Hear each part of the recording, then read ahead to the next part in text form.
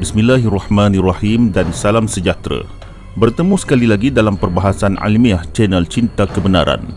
Sebelum ini, kita telah melihat bagaimana Ustaz Muhaizat begitu bermurah hati mengaitkan fadilat penulisan wahyu untuk Muawiyah bin Abi Sufyan.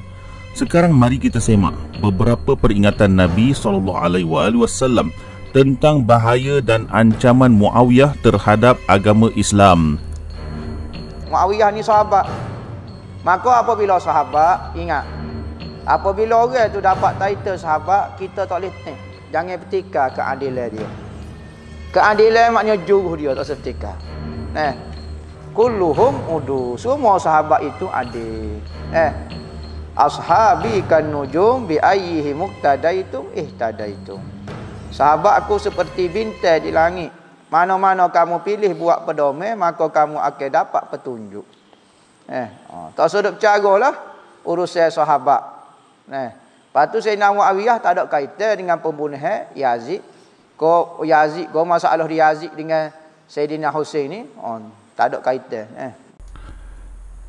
Siapakah gerangan Muawiyah? Bapa Muawiyah ialah pemimpin tentera musyrikin Quraisy yang pernah memerangi Nabi dalam perang Uhud.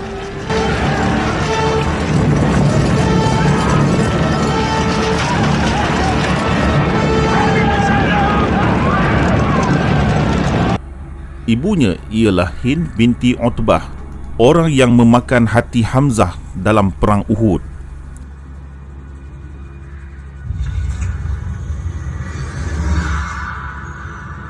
Ibu saudaranya ialah Ummul Jamil yang disebut dalam Al-Quran sebagai Imra'atuhu Hammalatal Hatab, iaitu isteri Abu Lahab yang membawa kayu api. Sementara itu Muawiyah terpaksa masuk Islam dalam peristiwa pembebasan kota Mekah. Muawiyah ialah orang pertama menyelewengkan sunnah Nabi dari kalangan Bani Umayyah. Dalam kitab Silsilah Al-Ahadis As-Sahihah karya Nasiruddin Al-Albani, jilid keempat, penerbit Maktabah Al-Ma'arif Lin-Nashr wa Tawzi', muka surat 329, hadis nombor 1749. Sabda Nabi SAW, "Awwalu man yughayyir sunnati rajulun min Bani Umayyah." Orang pertama yang menukar sunnahku, laki-laki dari Bani Umayyah. Sungguh pun Al-Albani tidak menyebut nama Muawiyah secara langsung, namun dalam komennya, muka surat 330, Al-Albani menulis, "Wala'alla al-murada bil hadith taghyiru nizamil ikhtiyaril khalifah wa ja'alahu wirasah." Barangkali maksud hadis ini ialah mengubah sistem pemilihan khalifah dan menjadikannya sebagai warisan. Oleh itu, maksud Albani di sini ialah orang yang mula-mula melaksanakan sistem pemerintahan monarki ialah Muawiyah bin Abi Sufyan yang mengubah sistem pemerintahan secara khalifah sehingga menimbulkan kritikan ahli akademi. Dalam berita harian 22 Februari tahun 1988, muka surat 4, di bawah tajuk "Menyalahgunakan pengertian ijtihad, tinjauan sejarah dan kesedaran umat", karya Profesor Said Hussein Al-Attas, beliau menulis, Muawiyah lah yang pertama melanggar Islam terang-terang dengan mengesahkan dan mengangkat seorang anak yang tidak sah dari segi hukum dari bapanya Abu Sufyan bernama Ziyad. Orang ini Muawiyah angkat sebagai saudara. Itu melanggar Islam dan adat Arab. Profesor Said Hussein menulis demikian atas fakta bahawa Muawiyah telah menasabkan anak luar nikah, iaitu Ziyad, kepada nasabnya Abu Sufyan. Dalam kitab Al-Kamil Fit Tarikh karya Ibnu Athir, penerbit Baitul Afkarid Dawliyah, muka surat 475, pengarang menulis, "Zikru istilhaqi Muawiyata Ziyadah", mengenangkan Muawiyah yang menasabkan Ziyad. "Wa fi hazihi sanah istalhaqa Muawiyatu Ziyad bin Sumayyah." Dalam tahun ini Muawiyah menasabkan Ziyad bin Sumayyah. Lihat di sini, nama Ziyad yang dikenal masyarakat ketika itu ialah Ziyad bin Sumayyah. Ia dibinkan kepada ibunya kerana anak tidak sah taraf.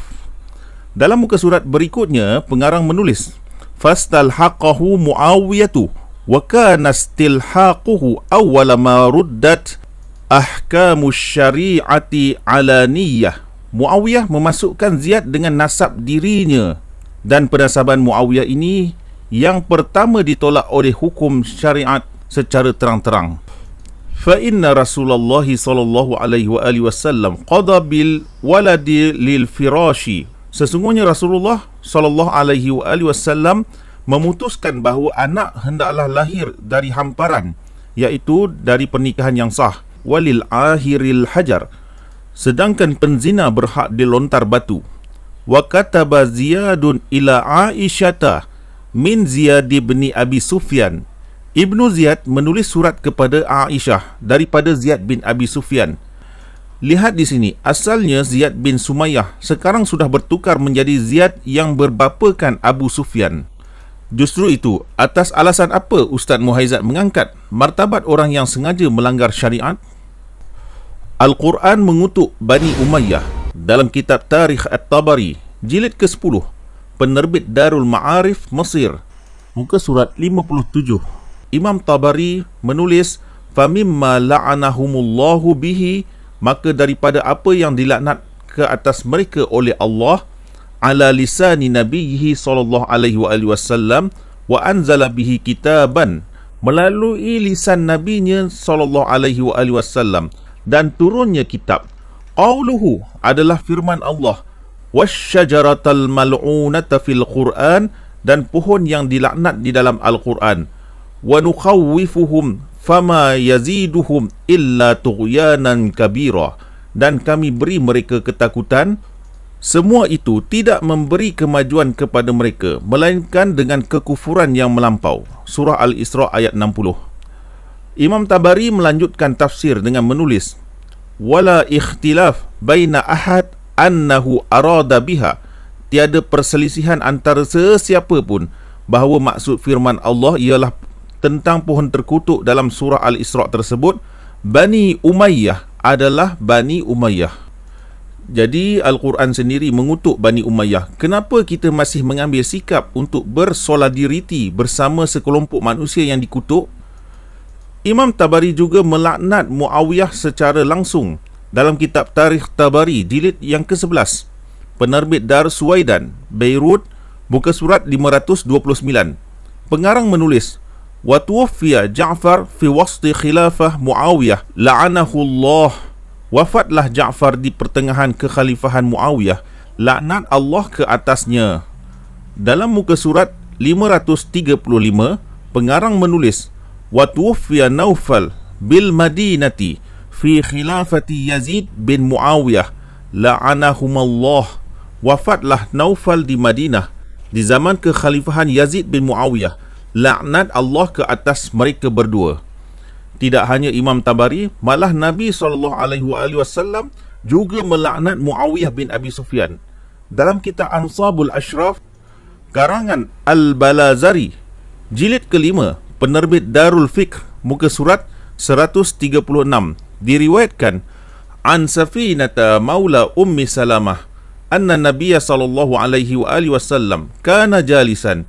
Diriwayatkan pada suatu hari Rasulullah sallallahu alaihi wasallam duduk di suatu tempat. Famarra Abu Sufyana ala ba'irim wa ma'ahu Muawiyatu wa akhun lahu. Maka berlalulah Abu Sufyan di atas kaldai bersamanya Muawiyah dan saudara laki-lakinya. Ahaduhuma yaqudul ba'ira wal akharu yasuquhu.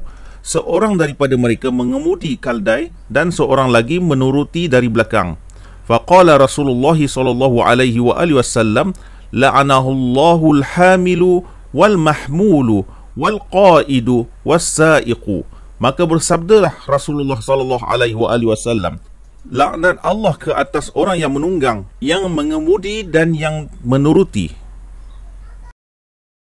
Jenayah Muawiyah bin Abi Sufyan.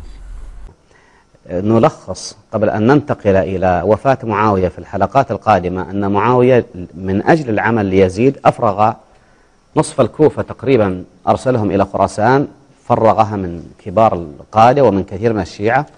قتل حجر بن عدي، قتل عمرو بن الحمق الخزاعي، قتل الحسن بن علي بالسم، قتل عبد الرحمن بن خالد بن وليد بالسم،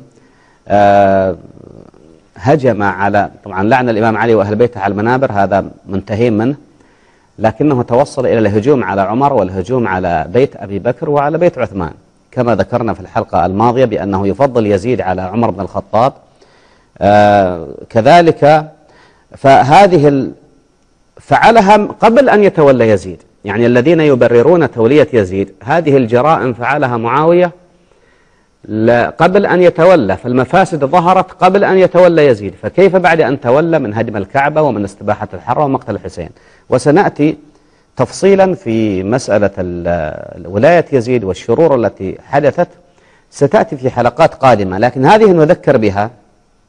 والغريب في أن معاوية لم يعتبر، يعني هو بقي مريضا تقريبا 5 سنوات أو تقريبا 8 سنوات مريضا باللقوة. Terlalu ramai sahabat Nabi yang dibunuh oleh Muawiyah untuk disebutkan di sini. Oleh kerana Ustaz Muhaizat bekas pelajar di Yaman, tahukah anda bahawa Muawiyah telah menyerang Hijaz dan Yaman lalu membunuh ramai umat Islam di sana?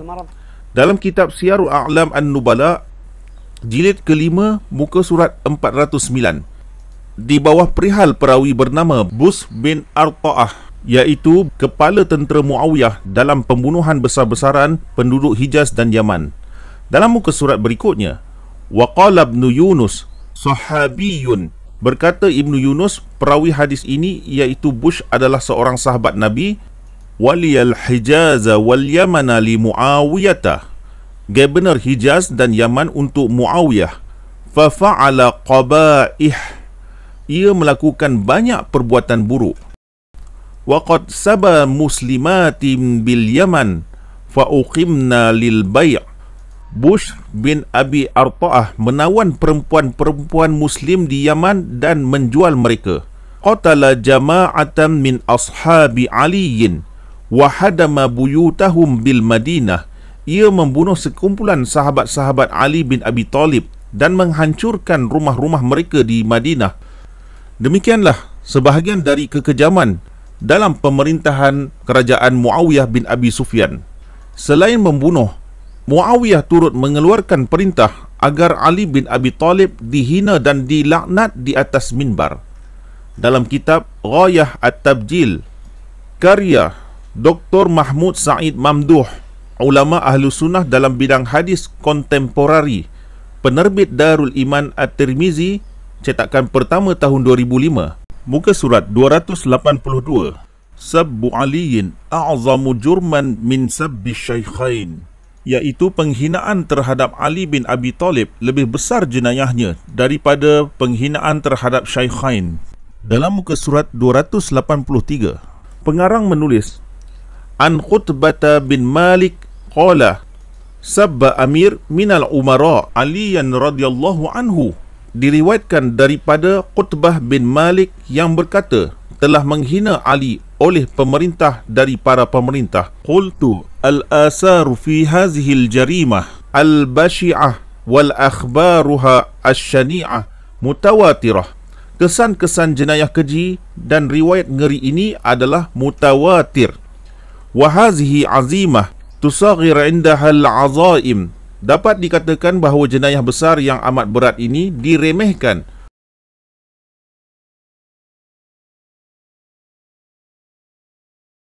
Dalam kitab Siyarul A'lam An-Nubala jilid ke-5 muka surat 102 tersebutlah, qala Abu Abdirrahman al-Muqri'u kanat Banu Umayyah iza sami'u bimauludin ismuhu Aliyun qataluhu fabalagha dhalika Rabahan faghayyara isma ibnihi. Abu Abdurrahman Al-Muqri berkata, Bani Umayyah tatkala mendengar kelahiran bayi yang bernama Ali, mereka akan membunuhnya. Berita itu sampai kepada Rabah, lalu ia menukarkan nama anaknya. Ini hanya sedikit contoh jenayah kejam Bani Umayyah yang dipelopori oleh Muawiyah, dan perseteruan gerombolan ini dengan Ali bin Abi Talib tidak terhenti di zaman itu semata-mata. Bid'ah Bani Umayyah yang kekal hingga ke hari ini. Antara contoh bid'ah yang dilakukan oleh Muawiyah ialah menghapuskan selawat ke atas keluarga Nabi Muhammad SAW. Dalam kitab Subulus Salam karya Muhammad bin Ismail Al-Amir Al-San'ani, ulama ahlu sunnah yang hidup dalam kurun ke-12 Hijrah. Jilid kedua, penerbit Darul Ibni Jauzi, cetakan kedua tahun 1421, muka surat 246. Kata pengarang, wa min huna ta'lamu anna hazfal lafzil ali minas salati kama yaqa'u fi kutubil hadis laisa ala ma yanbaghi. Dari sini anda ketahui bahawa penghafusan lafaz al-al, iaitu keluarga Nabi Muhammad, dari selawat sebagaimana yang terjadi dalam kitab-kitab hadis tidak seperti yang seharusnya. Wa kuntu su'iltu anhu qadiman fa ajibtu bi annahu qad sahha 'inda ahli al-hadis bila raibin. Dan aku telah bertanya tentangnya di masa lalu, dan aku menjawab bahawa ia tidak diragukan lagi bahawa sahih menurut ahli hadis. Kaifiyatus salati 'ala an-nabiy sallallahu alaihi wasallam wa hum ruwatuha. Bagaimana cara berselawat ke atas Nabi sallallahu alaihi wasallam dan mereka adalah perawinya. Wa ka'annahum hazafuha khata'an taqiyatan lamma kana fi ad-daulatil umayyah may yakrahu dzikrahum. Seolah-olah mereka menghapuskannya secara tersilap dan bertaqiyah sebagaimana yang terjadi di zaman Bani Umayyah yang benci dari menyebut keluarga Muhammad. Ini menunjukkan selawat di karangan pengikut Ahlus Sunnah tidak lagi menyebut wa ali Muhammad sejak di zaman pemerintahan Bani Umayyah. Selain itu, Bani Umayyah telah mencipta hadis-hadis palsu sebagai usaha menjauhkan umat Islam dari Ahlul Bait. Dalam kitab Sahih Syarh Al-Aqidah At-Tahawiyah karangan Hasan Al-Saqaf, terbitan Darul Imam Ar-Rawath, Beirut, cetakan tahun 2007, muka surat 657. Pengarang menulis, wa amma hadis taraktu fikum ma in tamassaktum bihima lan tadillu ba'di abada kitaballahi wa sunnati allazi yuraddiduhu an-nas fima bainahum wa yaquluhu al-qutaba'u 'ala al-manabir. Adapun hadis aku tinggalkan kepada kamu selagi kamu berpegang dengan kedua-duanya, nescaya tidak akan sesat selama-lamanya sepeninggalanku kitab Allah dan sunnahku, iaitu hadis yang beredar di kalangan manusia dan diucapkan oleh khatib-khatib di atas mimbar. Fa hadisun mawdu'un makzubun wada'ahu al-umawiyyun wa atba'uhum liyusarrifun nasa an hadzal hadis as-sahih fil itrah. Maka ia adalah hadis maudhu', dusta, dipalsukan oleh golongan Bani Umayyah dan pengikutnya untuk menyelewengkan manusia dari hadis sahih ini berkenaan al-itrah. Maksudnya, golongan Bani Umayyah cuba menenggelamkan hadis aku tinggalkan dua perkara, iaitu Al-Quran dan itrah Ahlul Bait. Demikianlah antara contoh bahaya Bani Umayyah terhadap umat Islam yang masih kekal hingga ke hari ini dalam memupuk semangat kebencian terhadap Ahlul Bait. Muawiyah juga mencipta akidah Jabariyah demi mengukuhkan singgahsana tampuk pemerintahannya. Muawiyah bin Abi Sufyan sanggup mencipta akidah bahawa manusia terpaksa menjalani takdir kehidupan yang sudah ditentukan oleh Allah. Dalam kitab Al-Tafkir Al-Falsafi fil Islam karangan Abdul Halim Mahmud yang meninggal dunia tahun 1978, beliau adalah salah seorang rektor Universiti Al-Azhar Mesir. Jilid pertama, penerbit Maktabah Al-Anjlu Al-Misriyah tahun 1955, fasal ke-7 di bawah tajuk Bani Umayyah dan aliran Jabariyah. Hainama istaqarra al-amru li Muawiyah, tatkala kekuasaan Muawiyah sudah kukuh, arada Muawiyatu ayyusbita fi azhanin nasi anna imratahu 'alal muslimina innama kanat biqada'illahi wa qudratihi fa asya'a al-fikrata wa syajja'a mazhab al-jabr. Muawiyah ingin menyabitkan di dalam fikiran manusia tentang kesahihan pemerintahannya ke atas kaum muslimin hanyalah ketentuan Allah dan kudratnya. Maka ia menyebarkan fikiran dan mengukuhkan aliran Jabariyah. Tiada riwayat sahih tentang fadilat Muawiyah. Sesuai dengan watak khalifah yang kejam, zalim dan merosakkan agama Islam, sehingga tidak ada lagi hadis Nabi berkenaan fadilatnya. Dalam kitab Al-Mawdu'at karya Ibnu Jauzi, Jilid kedua, penerbit Maktabah Al-Salafiyah, Madinah Al-Munawwarah, cetakan pertama tahun 1966, muka surat 24. Diriwayatkan Ishaq bin Ibrahim Al-Hanzali yaqul, la yasihhu 'anin Nabi sallallahu alaihi wa alihi wasallam fi fadli Muawiyah bin Abi Sufyan syai'. Telah berkata Ishaq bin Ibrahim Al-Hanzali, tidak sah daripada Nabi SAW riwayat tentang fadilat Muawiyah bin Abi Sufyan sedikit pun. Di dalam kitab Minhaj As-Sunnah An-Nabawiyah, karya Ibnu Taimiyah, tahqiq Muhammad Rashad Salim, jilid keempat, cetakan pertama tahun 1986, muka surat 400. Wa ta'ifatun wada'u li Muawiyata fadaila wa rawaw ahadisa 'anin Nabi sallallahu alaihi wa alihi wasallam fi dzalika kulluha kadzibun. Terdapat satu kelompok yang memalsukan hadis untuk fadilat-fadilat Muawiyah. Mereka meriwayatkan hadis-hadis demikian itu daripada Nabi sallallahu alaihi wasallam yang semuanya adalah dusta. Kematian Muawiyah dalam keadaan kafir. Di dalam kitab Ansabul Ashraf, jilid kelima, penerbit Darul Fikr, muka surat 1978, Nabi SAW bersabda, yatla'u alaikum min hazal fajji rajulun yamutu ala ghairi millati. Akan datang seorang laki-laki yang akan mati bukan di dalam agamaku. Qala wa kuntu taraktu abi qad wudi'a lahu wudu'un. Berkatalah perawi, aku tinggalkan ayahku yang sedang berwuduk. Fakuntu kahabisil bauli makhafata ayyaji'a. Duduklah aku bagaikan orang yang menahan kencing kerana bimbang yang datang ialah ayahku. Qala fatala'a Muawiyatu faqala an-nabiyyu sallallahu alaihi wa alihi wasallam huwa hadza. Maka muncullah Muawiyah. Lalu Nabi sallallahu alaihi wa alihi wasallam pun bersabda, dialah orangnya. Tidak hanya hadis Nabi menafikan keislaman Muawiyah, malah ulama Sunni juga berkata demikian. Dalam kitab Masail Al-Imam Ahmad bin Hanbal, jilid kedua, penerbit Al-Maktabul Islami, muka surat 154, diriwayatkan, wa sami'tu Aba Abdillah wa qala lahu Dallawaih, sami'tu Ali ibn Ja'd yaqul mata wallahi Muawiyata ala ghairil Islam. Aku mendengar Aba Abdillah bahawa Dallawih berkata kepadanya bahawa aku mendengar Ali bin Al-Ja' berkata, demi Allah, Muawiyah mati bukan atas agama Islam. Berhala emas Muawiyah. Orang Barat menganggap Muawiyah berjasa kepada mereka kerana mencegah agama Islam tersebar ke kawasan mereka. Muhammad Rashid Ridha menulis bahawa seorang tokoh besar Barat berhasrat membangunkan berhala Muawiyah yang diperbuat dari emas dan diletakkan di ibu kota Berlin.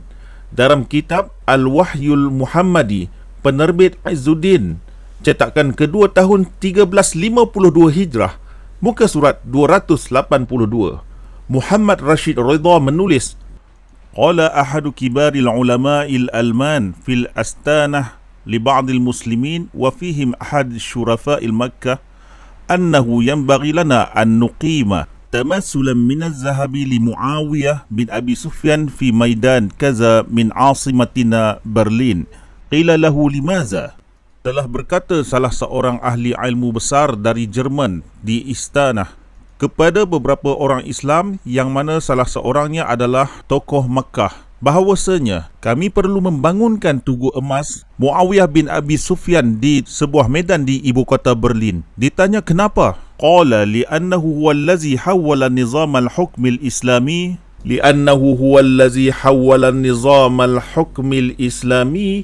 an qa'idatihi ad-demokratiyah ila asabiyatil ghalq walau la zalika la'amal islam al-alam kullahu walakinna nahnu al-alman wasaira syu'ubi arubah araban muslimin. Ini disebabkan Muawiyah lah yang menukarkan sistem demokrasi kepada fanatik golongan dominasi. Jikalau tidak demikian, nescaya Islam akan meliputi seluruh pelosok dunia, manakala penduduk kita di Jerman dan di negara lain menjadi Muslim.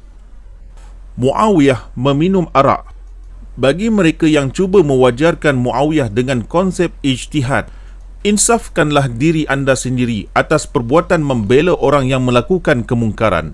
Dalam kitab Musnad Ahmad, jilid ke-16, penerbit Darul Hadis Qahirah, cetakan pertama tahun 1995, muka surat 473, diriwayatkan, Haddatsana Abdullah bin Buraidah qala dakhaltu ana wa abi ala Muawiyah fa ajlasna ala al-fursh.